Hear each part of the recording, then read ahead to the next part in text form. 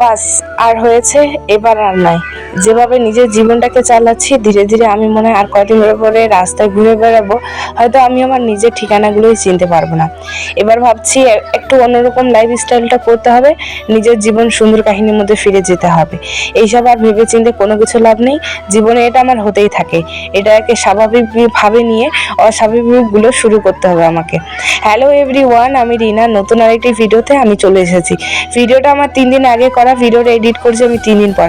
আসলে আমি ভিডিওটা শুরু করি ঠিকই, ভিডিওটা আজকেও আমি শেষ করতে পারিনি।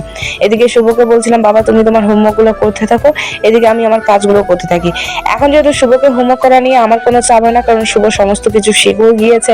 প্রায় 1 মাসের মধ্যে অনেকটাই শিখে গিয়েছে জানো তো। 1 মাসের আগে যখন আমি জানুয়ারি ফেব্রুয়ারি মার্চ পর্যন্ত ওকে আমি নিজে বাড়িতে পড়াতাম না, আমি যে ওর প্রতি এতটা ওকে চাপ দিতাম বা এত মার মারতাম, সেটা এখন ওকে আমি না মেরেই যে 1 মাস টিউশন পড়ে অনেকটা শিখে গেছে। সত্যি কথা বলতে টিউশনের ম্যামটা যে ওকে এমনভাবে শিখিয়েছেন আর কি বলবো। তো চলো ওদিকে হোমওয়ার্ক করতে থাকুক, এদিকে আমি কাপড়গুলো গুছোতে থাকি। এদিকে আমার রান্নাবান্না সকালবেলায় কমপ্লিট হয়ে যায়, সেটা তো তোমরা জানো। তার মধ্যে আজকে আমার স্ট্যান্ডটাও ভেঙে গিয়েছে, আর এখন থেকে অনেক প্রবলেম হবে যেহেতু স্ট্যান্ডটা ভেঙে গিয়েছে।